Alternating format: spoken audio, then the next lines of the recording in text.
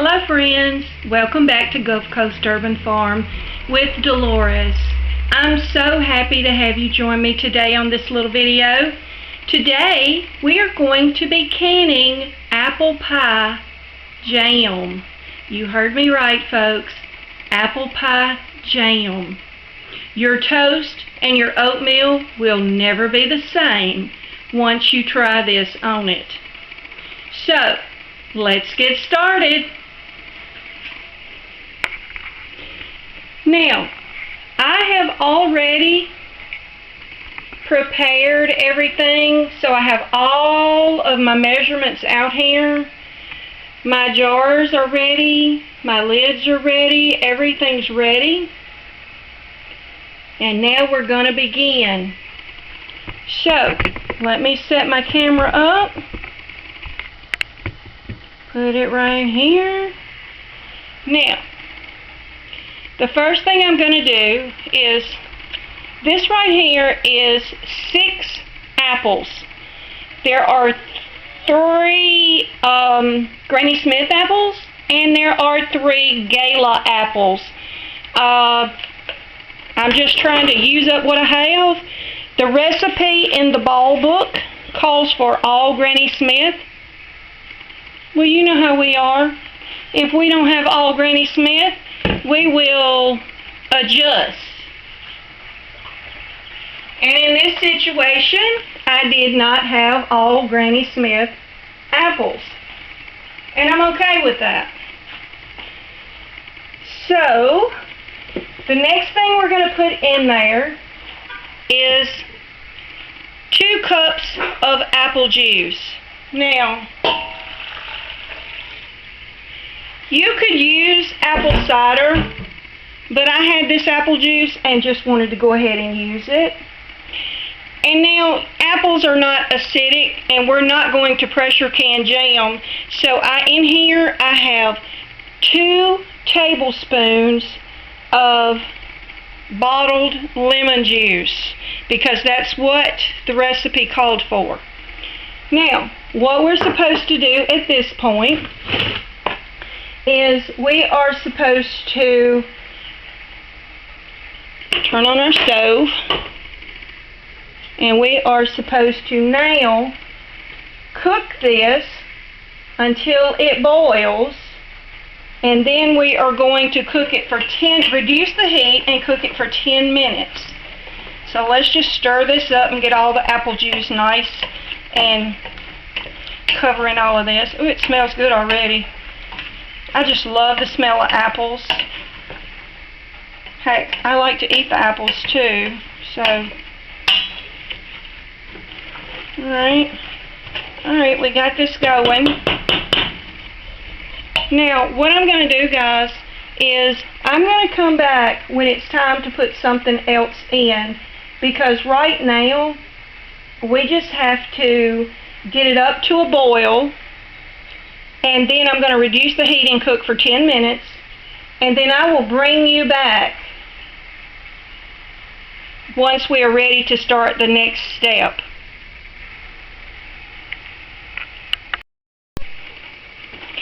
Okay, friends, it has been cooking for 10 minutes after it came to a good boil. And the apples are nice and soft. So now it is time for us to put the pectin in. So I'm going to sprinkle this in, and I'm going to just stir it up. Now we have to get it back to a good boil.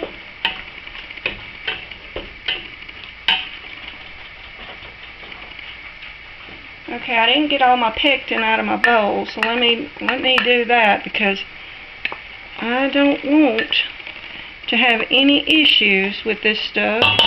It is too good to have issues. So,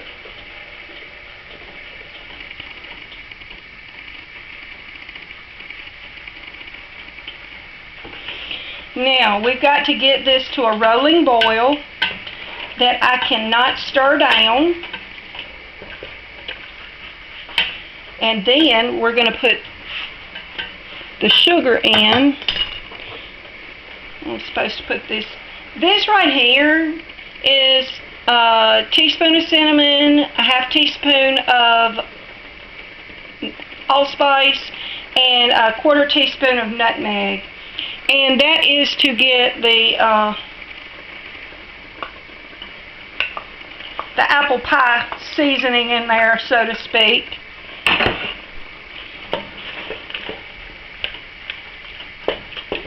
Oh my goodness, it smells so good. I do love the smell of these cinnamon and spices. I really do. If you look at it, you might can smell it through the camera. I don't know. It really smells good. Now, I've got to let it get to a rolling boil that I cannot stir down.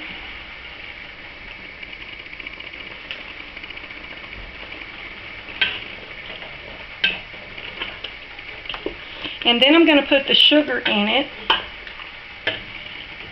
We're going to let it get to a rolling boil.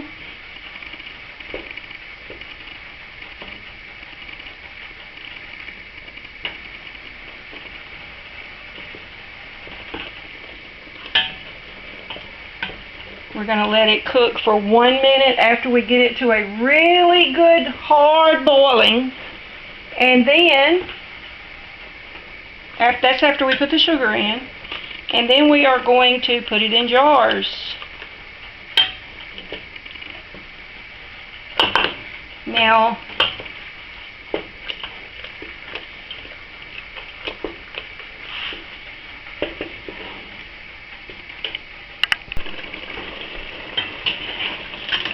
okay, this is boiling pretty good right now. It's really getting it going. So I'm going to add, I can't even stir it all the way down. It just keeps going. So I'm going to go ahead, and I've got 2 cups of sugar right here. And I'm going to put that in there. And then I'm going to stir it really well. And we got to bring it back up to a good hard rolling boil.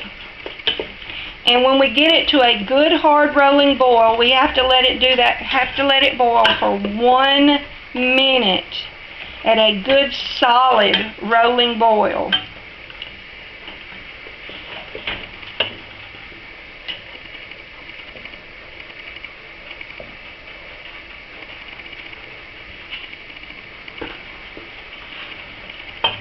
And you do want to stir this constantly, so it doesn't stick to the bottom of the pan, so it just keeps going.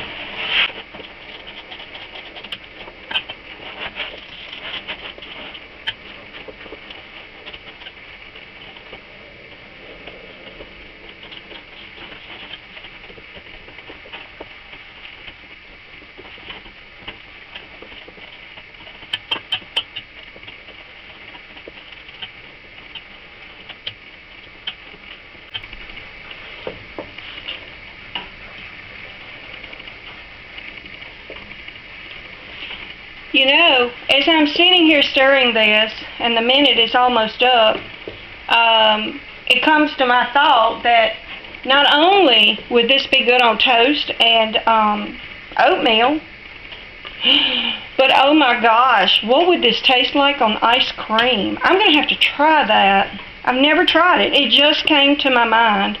So I may have to get some vanilla ice cream and just give it a shot, because it just seems like that would be the awesome thing to do.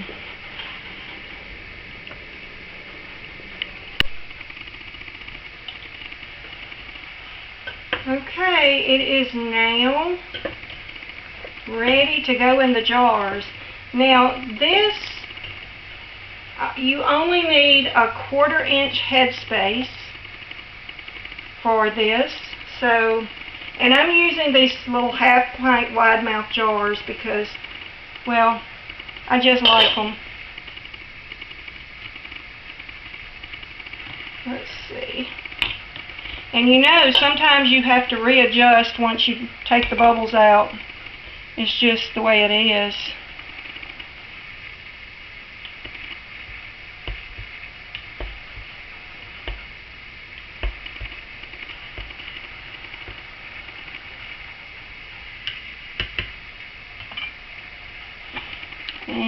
we definitely need a little bit more because 1/4 inch. No, that's good. That's good. I'm glad that's good. Okay. Let's try again with this one. And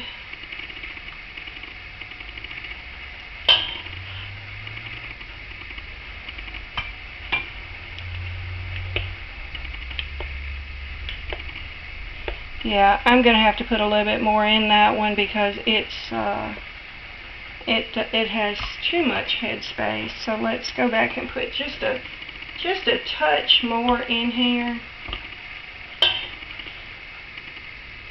There we go. That's got it. Good deal. Okay.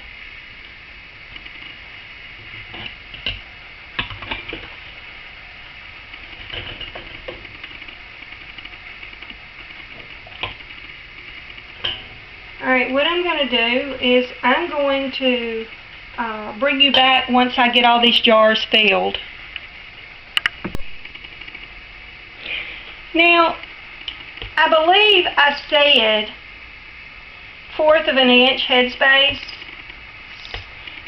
Problem was, when I was measuring a 3/4 headspace. That's what I get for not wearing my glasses when I'm trying to do something. But most of the time you're not going to see me wear glasses. So, you know, it's something that I have to learn to live with. However, I did go back and fix it. And I'm telling you, it's a 1/4 inch, not 3/4. So I've taken all the bubbles out. Everything is good. I've checked all of these and they are 1/4 inch headspace. So now I'm going to take my towel that has just some white distilled vinegar and I'm going to clean the tops of these. We don't want any sugary jam juice on the rims to prevent our lids from sealing properly. Because I don't know about you, when I make things, I want to be able to eat them and I don't want to have to worry about any problems that might occur.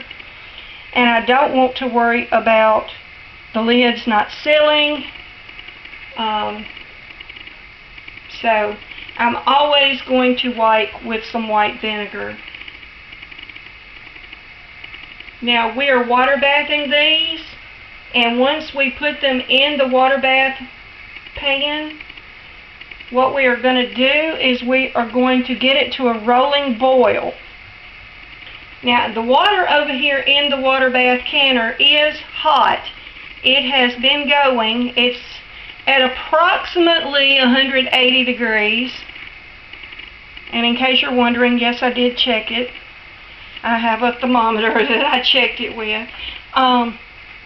Okay, now we have all of that on there. So now we're going to put our lids on. And as you know, if you've watched any of my videos, you already know that I always put my lids in hot water regardless of the fact that they say you don't have to. Uh-oh. And I messed that one up.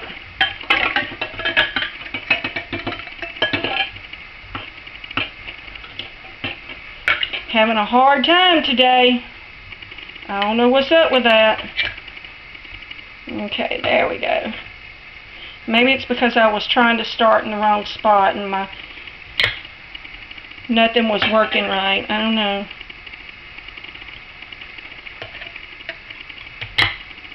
Okay.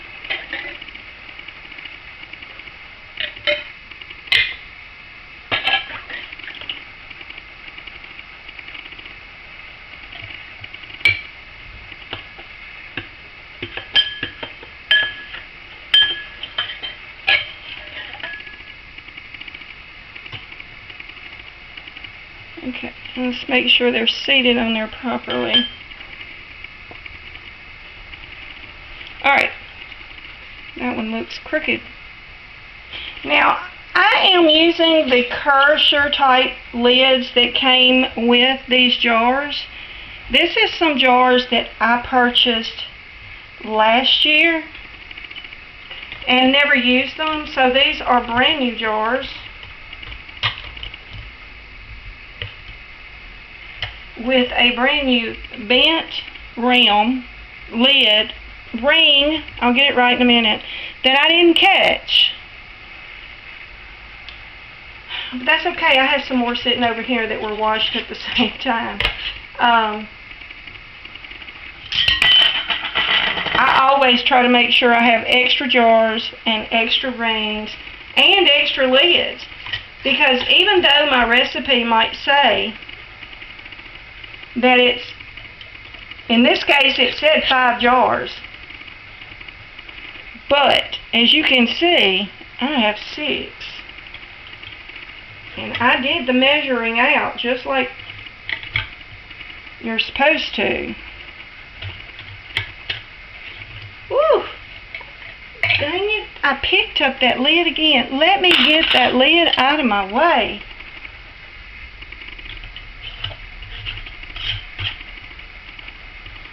Okay. Alright, there we go. Now I'm going to put them in the canner. Oops. I'm just messing everything up today. I think I'm in too big of a hurry. Y'all probably need to slow me down.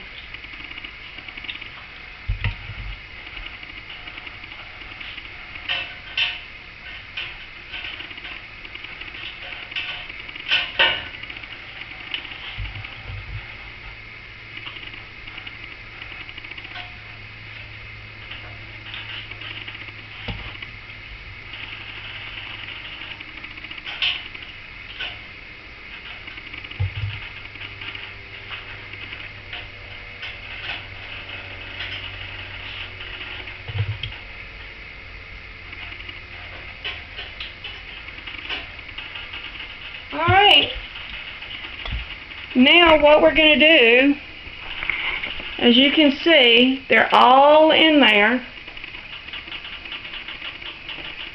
Every last one of them are in there. And now we're going to, or rather I'm going to, take my little rack and I'm going to lift it and I'm going to sit it down in the water.